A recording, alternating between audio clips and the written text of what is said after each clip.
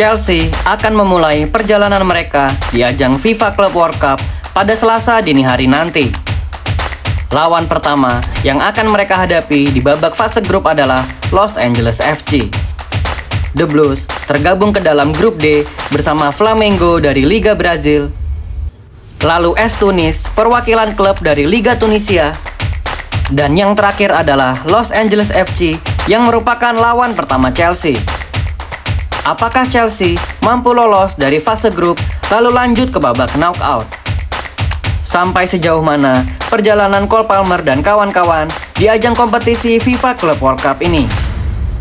Simak ulasan lengkapnya menurut Zona Chelsea Indonesia sebagai berikut.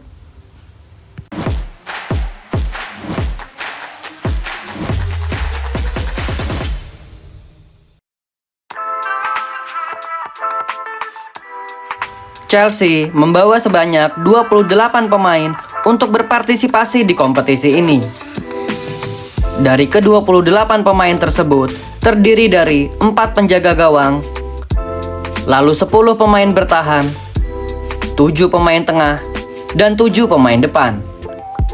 Yang menarik dari nama-nama yang dibawa oleh Enzo Maresca adalah tidak ada sosok penting seperti Joao Felix dan Renato Veiga yang sepertinya tak masuk ke dalam rencananya.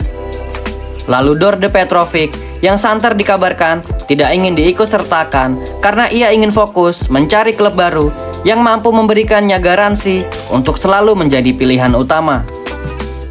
Kompetisi Piala Dunia antar klub sangatlah penting untuk pelatih.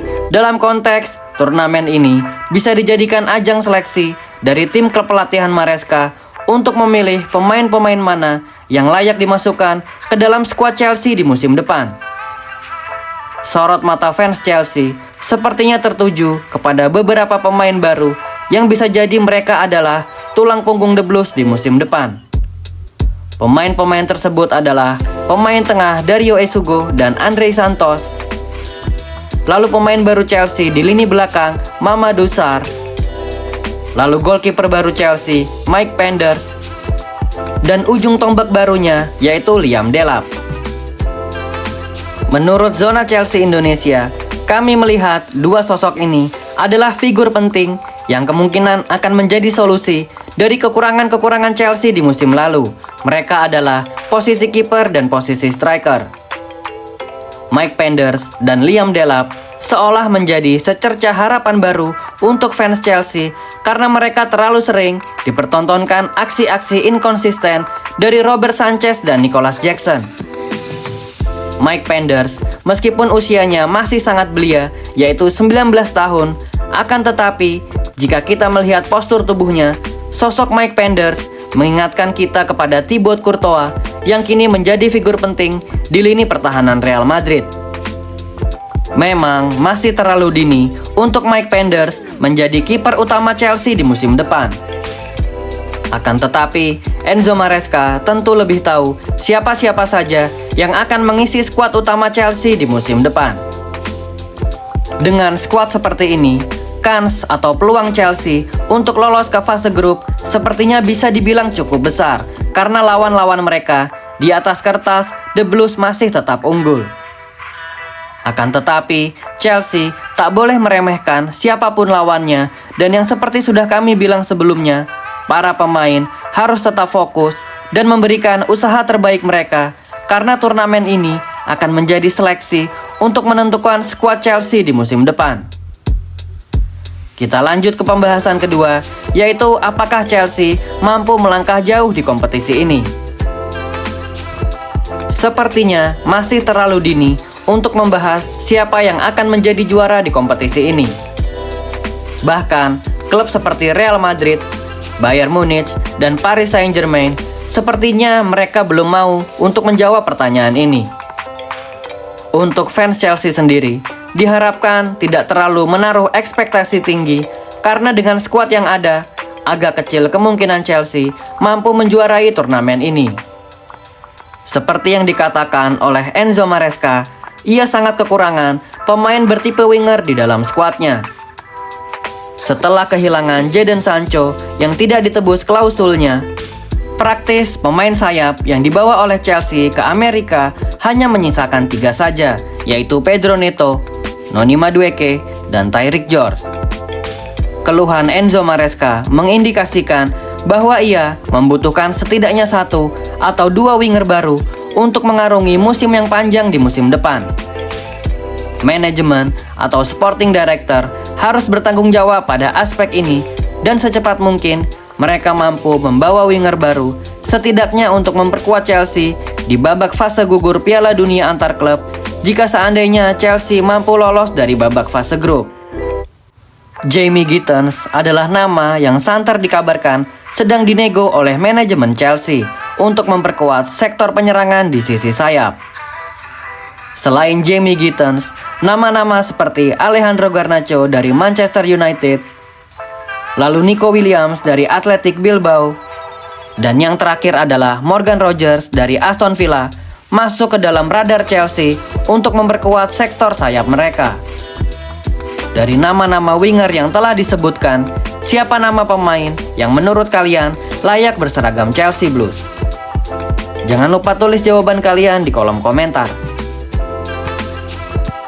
Di pembahasan terakhir kami mengenai Piala Dunia antar klub adalah, apakah Piala Dunia antar klub adalah piala yang bergengsi? Maka tentu saja jawabannya adalah sudah pasti bergengsi. Karena bagaimanapun, meskipun dengan format baru, Piala Dunia antar klub adalah termasuk ke dalam piala major yang sudah pasti semua tim ingin menjuarainya. Jika sebelumnya diadakan setiap tahun sekali dan diikuti oleh 7 tim saja, di format baru ini, Piala Dunia antar klub akan diselenggarakan setiap 4 tahun sekali dan diikuti oleh 32 tim dari seluruh dunia. Untuk tim yang menjuarai Piala Dunia antar klub edisi tahun ini, berhak mengemban emblem juara selama 4 tahun lamanya, dan itu akan menjadikan kebanggaan tersendiri bagi siapapun tim yang menjuarai kompetisi ini. Walaupun banyak orang mengatakan kompetisi ini adalah kompetisi pramusim yang diresmikan, namun kenyataannya FIFA akan menggelontorkan hadiah sebesar $1 miliar dan sang juara berhak mendapat hadiah sebesar $125 juta. Ini merupakan nominal yang sangat besar untuk keuangan klub, dan maka dari itu tim seperti Paris Saint-Germain, Atletico Madrid, dan Bayern Munich yang telah melakukan pertandingannya telah menurunkan skuad terbaik mereka, dan sepertinya semua klub peserta juga akan melakukan hal yang sama karena semua klub menganggap turnamen ini adalah turnamen besar. Meskipun kenyataannya vibes atau energi yang didapat ketika menyaksikan pertandingan Piala Dunia antar klub sejauh ini memang terkesan seperti pertandingan pramusim, entah itu pertandingannya di siang hari maupun di malam hari. Namun sekarang bagaimana menurut kalian Blues? Apakah kalian menganggap FIFA Club World Cup hanyalah pertandingan-pertandingan pramusim yang diresmikan? Jangan lupa tulis jawaban kalian di kolom komentar Blues. Berikut adalah ulasan Zona Chelsea Indonesia mengenai kompetisi FIFA Club World Cup tahun 2025. Jika boleh memberi saran kepada FIFA, sebaiknya di edisi berikutnya, FIFA harus mencari jadwal yang lebih baik lagi untuk kedepannya. Karena bisa dibayangkan, jika seandainya klub Inggris berhasil melangkah jauh hingga ke babak final, maka 2 atau 3 minggu kemudian, mereka sudah harus melakoni laga Premier League pertamanya. FIFA sebaiknya harus mereschedule atau menjadwal ulang karena akan sangat tidak adil jika ada pemain yang cedera atau kelelahan akibat dari turnamen ini. Semoga Chelsea mampu melangkah jauh di kompetisi ini, dan yang terpenting adalah pemain-pemain Chelsea tidak ada yang terkena cedera parah atau mengalami kelelahan luar biasa di kompetisi ini, sehingga mereka mampu mengarungi musim 2025-2026 dengan kondisi yang optimal. Sebagai penutup dari video episode ini, kami ingin bertanya kepada kalian semua Blues. Apakah Chelsea mampu menjuarai turnamen FIFA Club World Cup tahun 2025 ini? Jika tidak menjadi juara, kira-kira menurut kalian sampai sejauh mana Chelsea akan melaju di kompetisi ini? Tulis jawaban dan opini kalian di kolom komentar Blues. Thank you yang udah nonton episode ini. Jangan lupa like, komen, share, dan subscribe sebagai support channel Zona Chelsea Indonesia. Sampai jumpa lagi di episode-episode selanjutnya. Thank you for watching and keep the blue flag flying high.